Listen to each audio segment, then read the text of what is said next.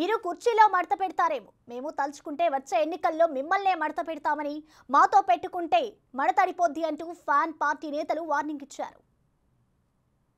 చేత్తో రాసుకుంటాను అంటాడు, నేను కుర్చీ మడత పెడతాను అంటాడు.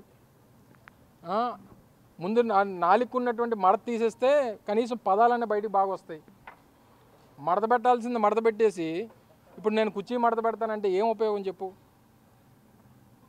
జగన్మోహన్ రెడ్డి గారి దెబ్బకి నీ నాలుగు మడత పడిపోయింది. జగన్మోహన్ రెడ్డి గారి దెబ్బకి మీ నాన్న కుర్చీ మడత పడిపోయింది. నీ కుర్చీని ఎప్పుడో 2019లోనే మడత పెట్టేశాం. మళ్ళీ ఇప్పుడు నీ కుర్చీని నువ్వే మడత పెట్టుకోవడానికి రెడీగా ఉన్నావు. ఇప్పటికే ప్రజలకు ఒక సంకేతాన్ని ఇచ్చావు, నా కుర్చీ మడత పడిపోయిందని. నేను ఇక్కడే కదా నెల్లిమర్లో ఎక్కడో ఆయన కుర్చీ మడత పెట్టాడని చెప్పి తెలిసింది. సో ఇవన్నీ మడత పెట్టిన తర్వాత ఇంకేముంటుంది మడత పెట్టడానికి నీకు? మళ్ళీ ఇంకోసారి మడత పెట్టుకోవడానికి ఇంకా 60 రోజుల సమయం ఉంది. అది కూడా మడత పెట్టేస్తే ఇంకా నువ్వు మీ నాన్న నీ కొడుకు అందరూ కలిసి అన్నీ మడత పెట్టుకొని ఆ పుస్తకం కూడా ఎక్కడో దగ్గర పెట్టుకొని నీ ఏం బుక్ అది ఎర్ర పుస్తకం, ఆ ఎర్ర పుస్తకం కూడా ఎక్కడో దగ్గర మడత పెట్టుకొని ఎక్కడ పెట్టుకొని మీ నాన్న చెప్తాడు అది కూడా అక్కడ పెట్టేసుకో. దాంతో పెద్ద పని ఉండదు, దాంతో పెద్ద అవసరం ఉండదు.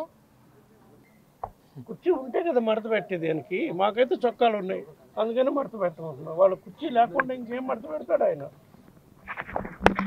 మేము ఫస్ట్ నుంచి కూడా చెప్తున్నాం, వాలంటీర్లు అనేవాళ్ళు they are doing honorary job. దాంట్లో భాగంగా ప్రభుత్వ పథకాల వల్ల మేలు పొందిన కుటుంబాలని వాళ్ళు మళ్ళా వచ్చి ప్రభుత్వం ఈ విధంగా మీకు మేలు చేసిందని చెప్పి మరొకసారి గుర్తు చేయడంలో తప్పేం లేదు.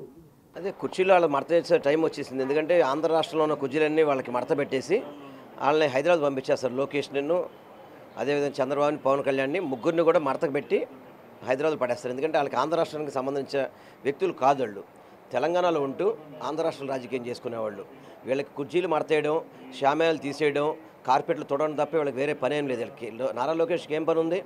కుర్చీలు మడత పెట్టి క్యూలో పెడతాడు, కార్పెట్లు క్లోజ్ చేస్తాడు, పందిర్లు చుట్టేసి పెడతాడు. ఇవన్నీ ఆ పనికి సిద్ధమవుతున్నాడు అన్నమాట. ఎందుకంటే ఇక్కడ రాజకీయాల్లో నాకు ఎలాగో భవిష్యత్తు లేదు, టెంట్ హౌస్ సామాన్లు పెట్టుకుందాం అని చెప్పని ఈరోజు నారా లోకేష్ వారి యొక్క వ్యాఖ్యలతో మనకు అర్థమవుతుంది.